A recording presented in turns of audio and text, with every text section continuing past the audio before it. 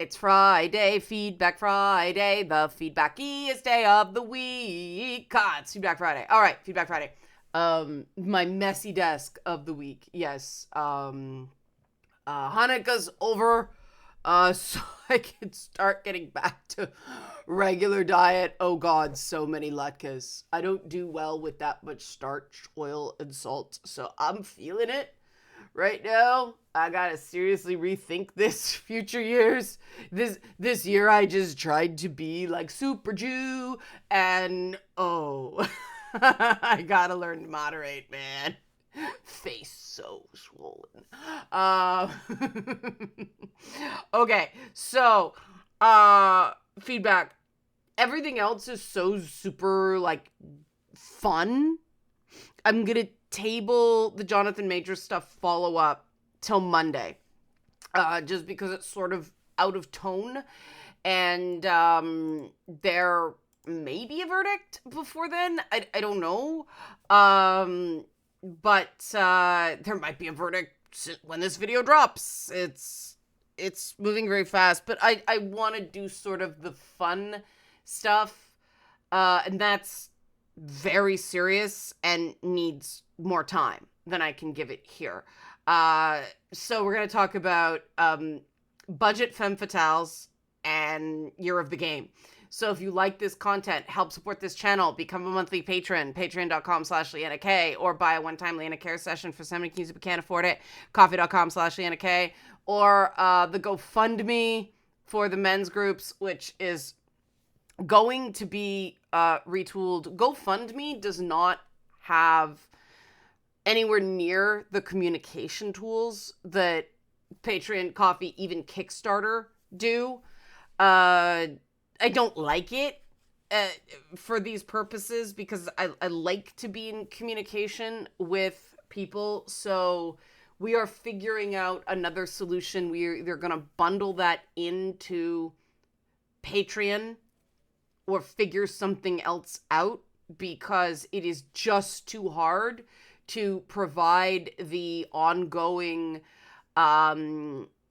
communication on that service. It's really not, it's just for one-way stuff. The sort of communication with donors isn't there. Lesson learned. I've never used GoFundMe before. So moving on to, I did not think that budget femme fatale comment regarding the toxic women video and Taylor Swift was going to strike people as funny as it did. And this is an introvert comedian thing. I'm going to document my thought processes for your amusement, because normally people think, oh, they like attention, they do these things for attention. Here's what happens in my brain when something really, really hits. It's like, oh, people find that funny? I didn't think it was that funny. Why didn't I think it's that funny? Is something wrong with me that I didn't find it this funny? Was I mean? I'm picking on Taylor Swift. Oh, wow. Now a whole bunch of people are laughing at Taylor Swift. That was so mean. Wait. Everything I said was totally fair and true. People enjoyed it. Stop overthinking it. You did a good thing that brought people happy. That is what happens when you're an introvert that puts stuff out for public consumption. Every bit of attention, like mass attention, is temporarily terrifying. And every introverted performer I know, we focus on the work, the content, the craft, the topic to force away this sense of terror that anybody's gonna see this. I know it makes no sense, but coffee. Thank you that you enjoyed that. We may have to do budget femme fatale. And I mean, I don't like focusing on people's appearance, even though I think no boobs, no butt, no problem is a funny sort of synopsis of the exclusion of a certain type of woman in media, whereas the behavior is exactly the same. As long as she's got no boobs, as long as she's got no butt, it's okay. The minute, oh my God, there's a traditionally feminine form. Get her, it's bad, it's evil. I do think we need to talk about this. I will be talking about it more in the days to come. But let's move on to Year of the Game, because this was just something, every so often, something happens that costs no money, but is so awesome. And that whole experiment with Year of the Game was that.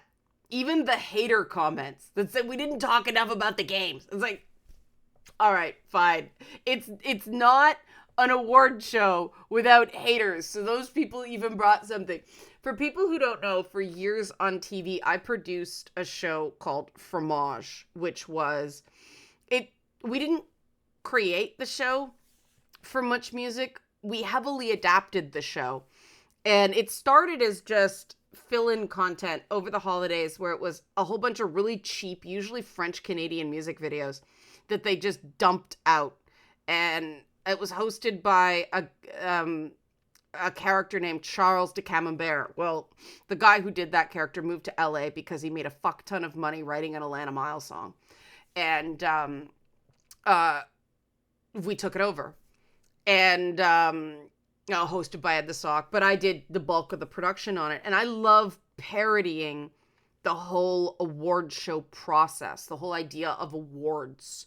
So I turned it into voting categories that people could vote. And so now I'm doing it again in games. And it's because, as a creator mentor, as an editor, as somebody who makes this shit and knows how hard it is, I categorically reject the idea of award shows. Even though I have won awards, and I put it on the fucking resume, because people are impressed by it, but I reject the entire concept. Because the whole point of making stuff, again, remember introvert thing? And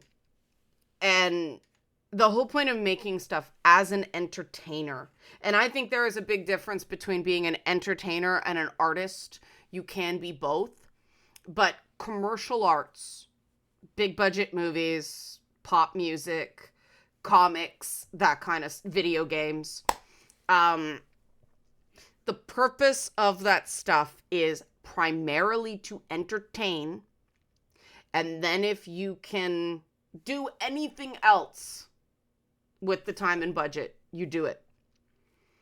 But entertainment, being an entertainer, is sacred to me. That's why the whole thing of people like to shut up. But then you get into, but what if people don't like it? And sometimes they're not going to. Sometimes jokes are going to bomb. Sometimes people aren't going to get it. And for some people to really love what you do, other people are just going to hate it and not understand it. I had this joyous, I will treasure forever conversation with somebody this week about Thane Krios from Mass Effect 2, because I said, like, that was my dude. I got robbed in Mass Effect 3. And he said, like, I hated his philosophy. It was, it was so awful to me. I'm like, yeah, that's the point. That's what I love about sci-fi, like belief systems that are just alien, because that's how I feel a lot of the time. My ideas are just weird and alien, and so every so often I come up with a gem with a budget femme fatale, because my brain is weird. Neurodivergency for the win, and it entertains people. And you know what? It makes their day a little less shitty. And that's a sacred trust. And I have always felt that as, well, not just an entertainer, but as a person. I was in high school when I was like, I was really good at math and science and computers and stuff like that. And then I was really good at writing and drama, and I loved history. And yeah, this is very deep for a high schooler. I look back and it's like, shit, I was a little psycho. I must have terrified people. But I'm like, okay, Am I going to focus on quantity of life, or am I going to focus on quality of life? And I just determined that other people are better suited to go out and find cures for cancer and make algorithms and, cure Alzheimer's, please, one day. Let's stop that damn disease. I am uniquely suited to improve the quality of people's lives. That's where I can do the most good, even when it's terrifying and even when it makes me temporarily very unpopular. And that was a choice. It was a conscious choice, and that is one of the few things I haven't regretted. The lack of money, I sometimes wish wasn't a thing, but when, you're an entertainer, David Tennant talks a lot about this, but God, Asterian's actor, Neil Newben, I always Newben, he has done interviews lately where he talked about, he almost quit acting before he got kind of a second life in games, pardon the pun. And so he's been so gracious and so humble during this whole moment he's having. And we need more of that. We need more people being gracious adults who are just happy that people liked it and they touched people. Because that's the people that stick this stuff out and don't become disasters. That's what it's about. And so doing silly things where people get to vote and then the awards are announced and people feel we did a thing. That was what I used to get at a community theater. That's what I used to get out of little, toy drives or a lot of the stuff that I can't really do anymore because I'm immunocompromised and have an autoimmune disease. I can't do things where I'm out in the cold. It causes extreme pain in my hands. I can't be around people all the time. I can't be constantly getting sick. I can do this. And it was stupid and it was silly and and this is where I go, it was pointless as a compliment, but it wasn't. The whole point was to be stupid and silly. And we took being stupid and silly very, very seriously. And this is the shit I live for. Being stupid and silly in the most serious way we possibly can be. Going all in on stupid and silly. This is sublime for me. And, the comments like, the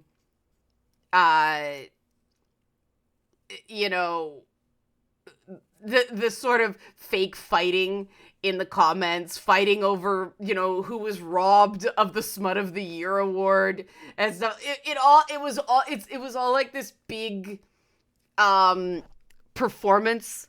One person said, I haven't played any of the this was a joy to listen to. I haven't played any of the games listed in these categories, but to hear you channel the passion of the Discord members was just a treat. This is what's missing. This is what's missing from games coverage. This is what's missing from discussions about games. Just the passion and the joy and the stupid and the connection. People found the kind of throwaway categories, the I play games to get away from people option, the there are too many freaking games I can't choose option. That was another thing I took over from Fromage because we had an option for like none in the voting for which music video was the cheesiest, not the worst, the cheesiest. There's a lot of Britney Spears in Fromage. But we didn't want, we wanted people to be able to say, nope, I don't feel like any of this is deserving. And if, that was a minority vote, I dropped the category in that year's show because when you're poking fun at things, when you are doing critical comedy, it has to be fair. I don't believe in punching up. I don't believe in punching at all. I believe it's more the role of comedy, like we were, sort of doing with, like I did with Taylor Swift. Let's face it, she's always been the girl plotting to steal your boyfriend. And that's fine. There's space for that. There's space for Shadowheart. More on Shadowheart. See, this has just become a funny grudge to me because it doesn't really matter. I just find the whole conversation fascinating. I'm going through a whole rabbit hole with Gale now. All the Gale obsession right now. But none of this is intended as an attack on anybody. It's talking, it's communicating, it's expressing, it's permission to be passionate. And if we can't be passionate about characters,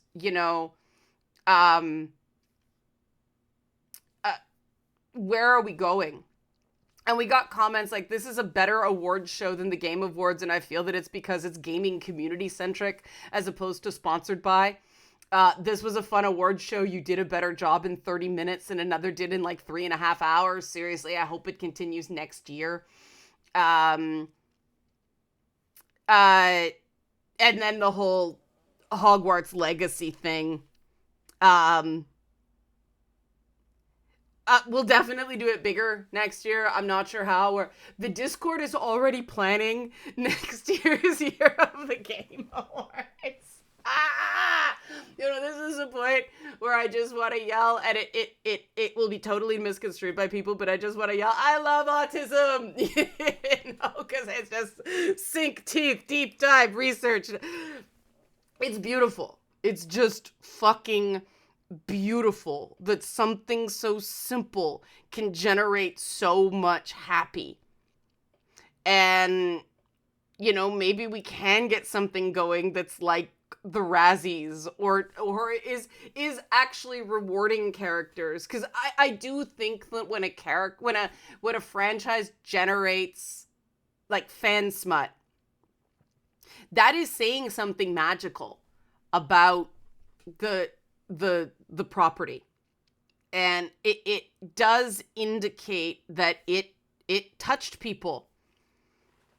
And I know that's hilarious, but it's also very real that sexuality is a very tender thing that people don't feel like they can express. And if they're working shit out through fictional media, it is a combination between letting people do that, but when we start seeing red flag trends, we talk about those as well. And saying that a character is red flags doesn't mean it's a bad character.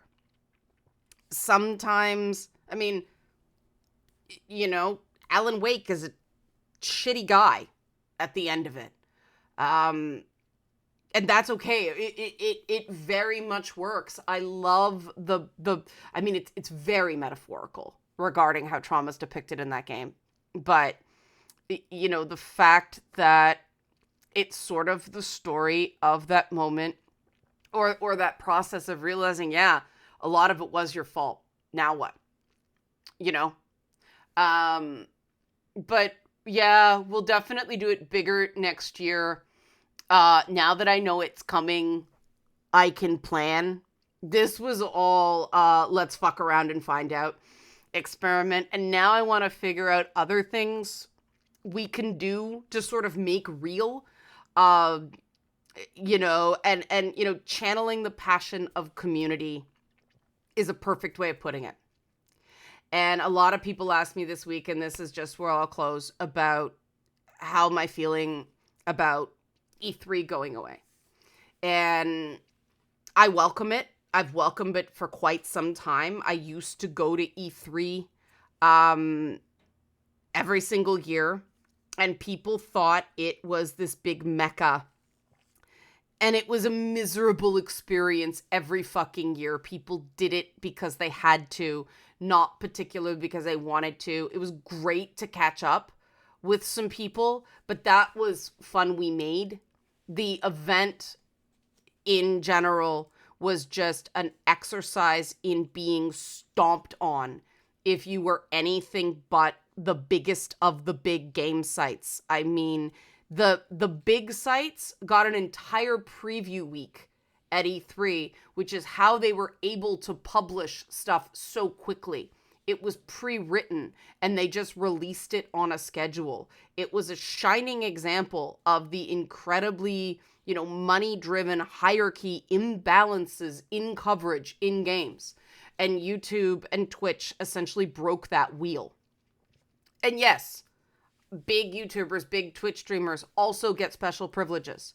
And I don't think the industry is doing enough to elevate creators of color, especially Black creators, like coverage, people who cover games, Black, Latino, Asian, North American, like American-born Chinese type thing, creators. I don't think we're elevating women creators who aren't, primarily push-up raw streamers.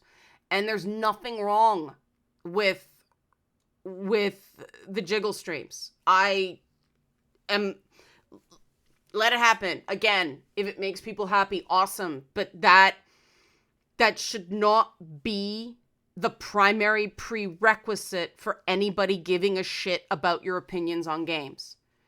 And, it's gotten to the point where you need a rich uncle with $2 million in venture capital behind him to become a gaming streamer. And that's awful. Games, minute for minute, are the most affordable form of entertainment out there. When you think about the amount of entertainment you get in, games are $80 now, but they're 80 hours long, right? And so that's $1 a minute. Whereas a movie is, some of them are 3 hours long, and a basic ticket is $12. That's $4 a minute. Games are affordable entertainment, especially with things like Game Pass and PS Plus and things like that. We need people who do not come from wealth and privilege voicing their opinions in a way that does make an impact. This is extremely important. We need a true diversity of opinion, not just the people who come from wealthy enough families that they can work for free or do it on the side like I did when I was working in TV. And I know I got access that other people didn't because of the TV show. And I use that because, fortunately I still had the mentality of it not being easy. And I do think that's why my opinions are different from the mainstream. I think that working in media outside of games gives me a big perspective to how shitty the treatment was of, smaller journalists and even the bigger journalists. There is a real adversarial relationship between the developers and journalists, and a little bit of keeping you honest adversary, healthy. The level of it, the fear